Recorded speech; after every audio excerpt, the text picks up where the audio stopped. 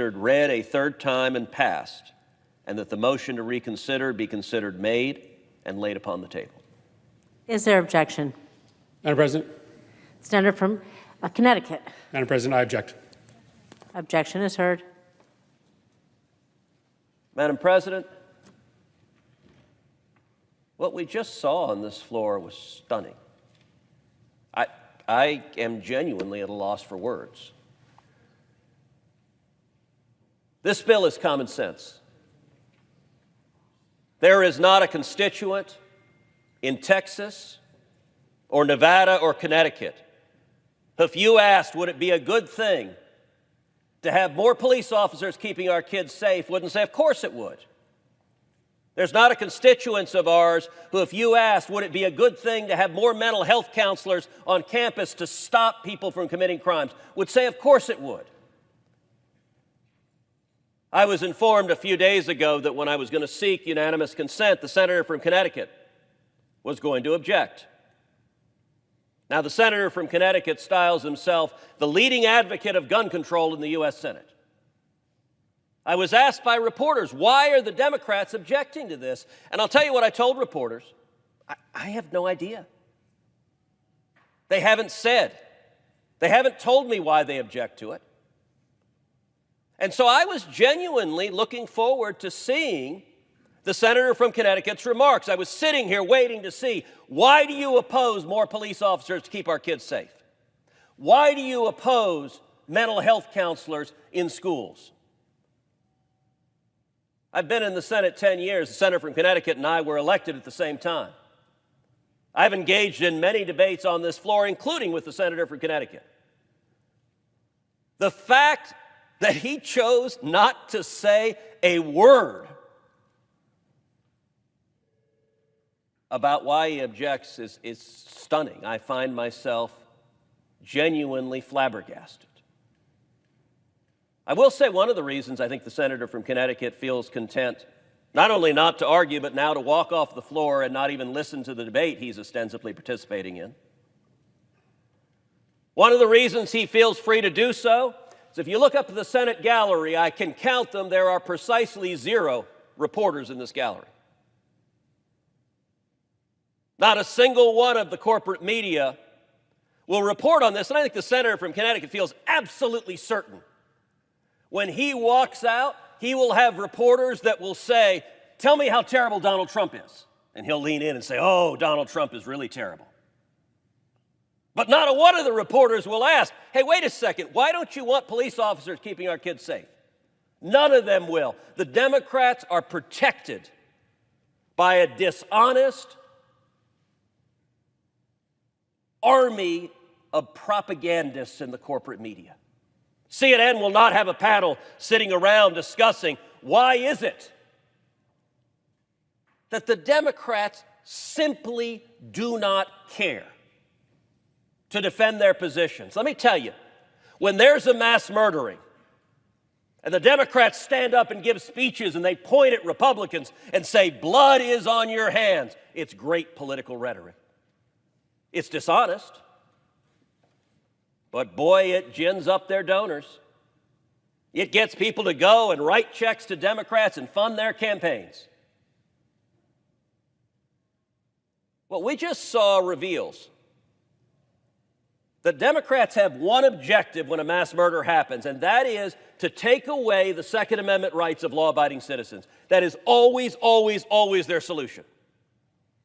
Never mind that it doesn't work. Never mind that it doesn't stop violent crime. Never mind that if you look at the jurisdictions across the country with the strictest gun control laws, almost every single one of them consistently has among the highest crime rates and murder rates.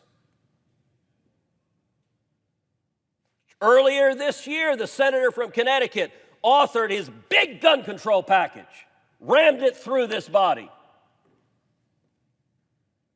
A package which will do nothing, 0, to stop mass murders. We will see another mass murder. I pray that we don't. But evil exists in the world, and if another lunatic attacks a school, and there's not a police officer at the front door to stop him. Remember right now. Remember this moment when the Democrats said, no, we will not protect our kids.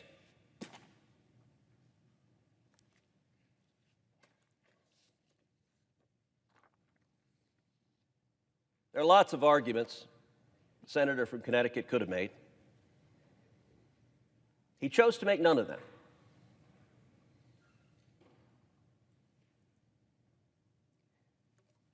If he does not like how the money in this bill is specifically spent, I'm now going to propound a second unanimous consent bill. There are right now $135 billion in unspent COVID relief funds to schools. Under the rules the Democrats have put in place, those funds cannot be spent on school security. The second bill that I'm going to ask this body to pass is a bill that is very simple. It's one page. It says schools can spend some of that $135 billion on school security. They can decide what to spend it on. But if they decide they want to hire an additional police officer, they can spend the money on that. If they decide they want to enhance the physical security of their campus to make their students safer, they can spend it on that. They can invest in school security. Right now, the Democrats have blocked them from doing this. These are funds Congress has already appropriated that haven't been spent. And this bill is unbelievably simple. It says the schools can choose to invest in school security. Therefore, Madam President, as if in legislative session, I ask unanimous consent that the Committee on Health, Education, Labor, and Pensions be discharged from further consideration of S. 4586, and that the Senate proceed to its immediate consideration. Further, that the bill be considered read a third time and passed, and that the motion to reconsider be considered made and laid upon the table. Is there objection? Reserving the right to object. Senator from Connecticut. Thank you, Madam President. The Senator is right. I'm not going to engage in a colloquy on the merits of this request or the previous request. This isn't real. This is a TV show. This is clickbait. This is theater. This isn't an actual attempt to pass legislation. Senator Lankford approached me about this particular bill on the floor a week ago and asked to engage in a dialogue with me about it. I thought it was a legitimate request, and I set my team to task of trying to work something out with Senator Lankford, and now there's a unanimous consent request to pass a bill that's under negotiation and discussion between serious legislators who actually want to find a result. So, no, I'm not going to debate the merits of these UCs. This isn't real. I object. Madam President. Objection is heard. Senator from Texas. Madam President, the senator from Connecticut just gave us the sum total of his wisdom as he walks off the floor again, which is he says this isn't real. The presiding officer is well aware of how the Senate operates. When a senator arises for a unanimous consent request, one of two things happens. A senator objects, or the bill passes. I've stood on this floor and passed unanimous consent requests because our colleagues chose not to object. One of the more notable instances was following multiple instances in the House of House Democrats making anti-Semitic comments. The House tried to pass a resolution condemning anti-Semitism. And sadly, the radical left in the Democratic caucus objected, and the House Democrats couldn't pass a resolution condemning anti-Semitism. I joined with our colleague, Senator Kaine from Virginia, a Democrat. We authored a resolution, the Cruz-Kaine resolution, a bipartisan resolution that was a clear and unequivocal condemnation of anti-Semitism. It condemned BDS as anti-Semitism. It condemned explicitly the anti-Semitic comments made by those House Democrats at the outset of the dispute. When Senator Kaine and I came to the Senate floor, we did not know if a senator would object. There were numerous senators in this body that had not joined the resolution and could easily have walked out on the floor and objected. And we stood up and asked unanimous consent, and much to our very pleasant surprise, the opposing party chose not to object. And the resolution passed. It passed 100-0. When the senator from Connecticut says this isn't real, the only reason this bill has not passed the United States Senate is because the senator from Connecticut stood up and uttered two magic words: I object. Had he done something really simple, just shut up, just shut his mouth, just sat there,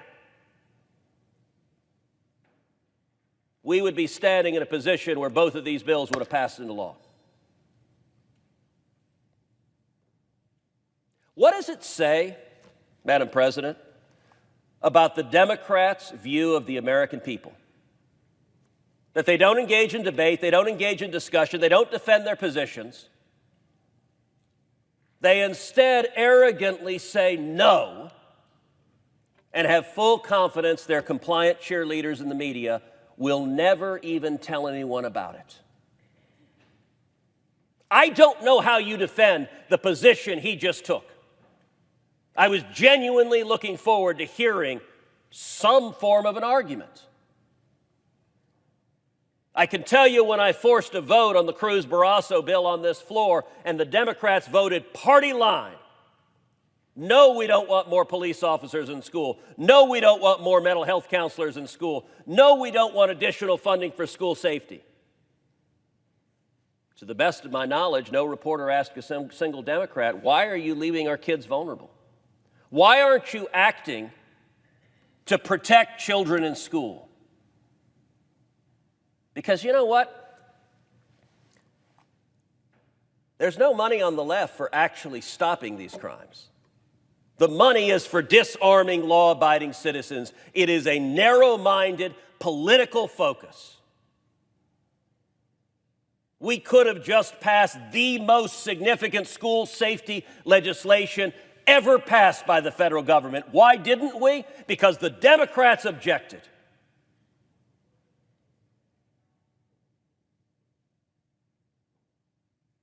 That objection is wrong. It's irresponsible. And it shows a willingness to play political games while demonstrating contempt for our constituents. Today, the United States Senate failed the American people. Today, the United States Senate failed the school children of America. And I pray that the consequences are not truly horrific. I pray that this body will show up and do its damn job. Debate real issues and pass real legislation that will actually stop crime.